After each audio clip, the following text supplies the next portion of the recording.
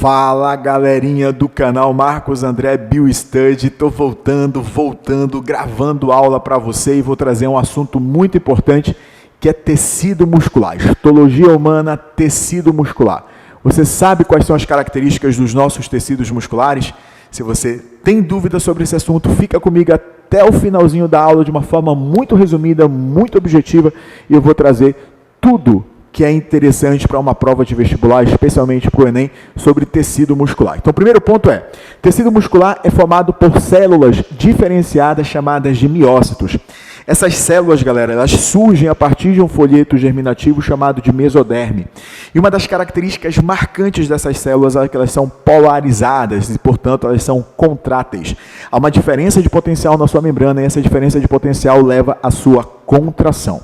Galera, sempre que nós fizermos referência ao tecido muscular, as células têm como características básicas o fato de serem alongadas. No seu citoplasma há uma grande quantidade de mitocôndrias e uma proteína que dá essa cor avermelhada ao tecido muscular que é chamada de mioglobina. Hemoglobina no sangue, mioglobina no músculo. Há uma diferença molecular. Enquanto a hemoglobina é formada por 4 cadeias polipeptídicas, sendo 2 alfa e 2 beta, a mioglobina é formada por 2 cadeias polipeptídicas, uma alfa e uma beta. E ela apresenta, galera, uma altíssima afinidade pelo gás oxigênio, porque quanto mais oxigênio na tua fibra muscular, maior intensidade de produção de energia e, consequentemente, favorece a contração muscular. Por isso, a grande quantidade de mitocôndrias, porque a contração de um músculo depende de energia. Então, se associa a grande quantidade de oxigênio e a grande quantidade de mitocôndria, o músculo vai funcionar da maneira mais adequada.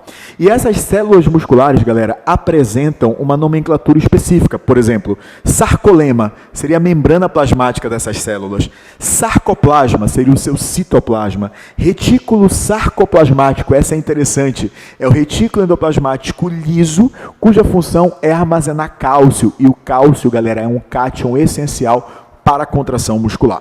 E quando nós falamos de músculo, nós falamos de sustentação esquelética, nós falamos de movimentação, de movimentos peristálticos, que são importantíssimos, que daqui a pouco eu volto a essa discussão, e o batimento cardíaco, que está diretamente relacionado a um determinado tipo de tecido muscular, que eu vou comentar agora. Mas antes de comentar sobre os tipos musculares, eu queria aqui fazer um pedido para você. Se inscreva no meu canal, curta, compartilhe essa aula, fica até o final, assiste até o final essa aula que eu tenho certeza que vai ser muito importante. E se você quiser participar das minhas aulas do meu curso, vai lá na descrição e clica no link, e esse link vai te levar para o meu curso de revisão para o Enem, galera, de revisão de vestibular e para as minhas turmas extensivas. E se você quer resolver questões do Enem, vai lá na minha descrição e adquira o meu caderno de mais de 400 questões do Enem de Ciências da Natureza, dividido por habilidade. Então, se você quer estudar de uma forma objetiva, assertiva, compre esse material que está sensacional. Galera, então eu vou falar agora sobre os tipos de músculos, tipos de tecidos musculares. Existe o estriado e o não estriado. O estriado recebe esse nome por apresentar estrias transversais.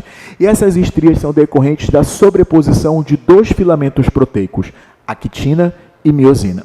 Dentro desse grande grupo de tecido muscular, o músculo estriado, nós vamos observar 2 tipos básicos, o esquelético e o cardíaco. O esquelético, galera, é formado por células alongadas, com estrias transversais, é multinucleado, portanto, ele também chama de sincício, ele é multinucleado. Ele vai apresentar uma contração voluntária, vigorosa, forte, e ele vai apresentar também 2 grandes grupos importantíssimos que são temas de prova. Existe um músculo de contração rápida. O músculo de contração rápida está diretamente associado à explosão, à intensidade. Ele é um tipo de músculo que tem pouca mioglobina, pouca mitocôndria, comparado com os demais. E nesse caso, por ter pouca mioglobina, ter pouca mitocôndria, rapidamente ele chega à fadiga muscular. Então ele é mais sensível à fadiga. Lembra que a tua célula muscular, ela vai produzir energia tanto pela via aeróbica como pela via anaeróbica. Aeróbica pela respiração celular, anaeróbica pelo processo de fermentação, a fermentação lática. Então, esse tipo de músculo de contração rápida. Músculo claro, branco, fibra branca, fibra clara. Você vai perceber o seguinte, galera, é mais sensível a essa fadiga, ele fadiga muito mais rápido, por isso que é um tipo de musculatura que trabalha muito bem em condições anaeróbicas. É aquele tipo de fibra muscular mais desenvolvida em um halterofilista. No entanto, quando você olha um maratonista, ele é bem magrinho. Por quê? Porque ao observar esse tipo de atleta, ele tem uma grande quantidade de fibra de contração lenta. É uma fibra bem vermelha, com muita mioglobina, com muita mitocôndria. Mas é um tipo de fibra muscular, galera, que aumenta a resistência durante a atividade física. Um trabalho duradouro. Então, como tem muita mioglobina, como tem muita mitocôndria, ele trabalha muito bem em condições aeróbicas e por isso ele é mais resistente à fadiga muscular. Tudo bem, galera? Mais resistente. Então tá subindo peso, carregando peso. Aqui, ó, anaeróbico, fibra de contração rápida, explosão. Tá correndo, fibra de contração lenta, tá? Resistência. Galera, o músculo cardíaco vai compor o nosso miocárdio, é formado por células anastomosadas ramificadas, com estrias transversais, tendo um ou dois núcleos e uma característica marcante. Anota isso, por favor. A presença dos famosos discos intercalares é exclusivo desse grupo muscular. E esses discos intercalares estão associados a proteínas que vão formar as junções do tipo gap. E essas junções do tipo gap são importantes, inclusive, para a contração rítmica do miocárdio, já que a sinapse, aí nesse tipo de célula, a gente vai associar a uma sinapse elétrica. Por isso que o batimento do coração ele é involuntário, rítmico. Não é à toa que algumas pessoas, por exemplo, têm o coração batendo fora do ritmo, eles apresentam uma arritmia, e muitas vezes essa arritmia é consequência de uma falha no nódulo sinoatrial, e aí essas pessoas têm que implantar o marca-passo para que esse coração bata no seu ritmo. Galera, e o outro tipo de músculo é o não estriado, mais popularmente chamado de musculatura lisa.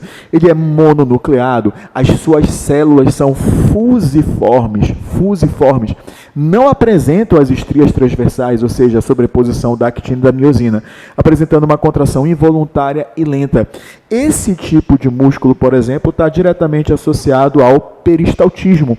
Ao longo do nosso trato digestório, há uma camada circular de músculo liso que determinará a movimentação do alimento ao longo do nosso trato, ao longo do nosso tubo digestivo.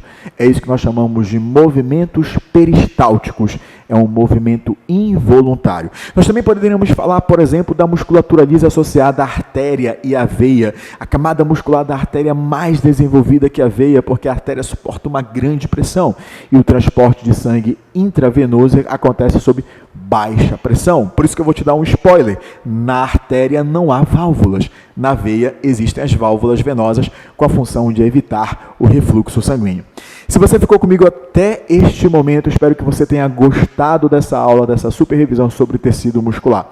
Eu vou gravar uma aula específica sobre como ocorre a contração muscular, a unidade muscular, o sarcômero, a disposição das fibras de actina e miosina, a movimentação dessas fibras para que haja o processo de contração muscular. Tudo bem? Se você gostou, compartilhe esse vídeo, se inscreva no meu canal, ative o sinal de notificação e venha estudar biologia comigo nos meus cursos na minha plataforma. E claro, estude de forma bem objetiva, adquirindo meu caderno de Enem com mais de 400 questões do Enem, dividido por habilidades que contempla toda a ciência da natureza, física, química e biologia. Te espero no meu próximo vídeo.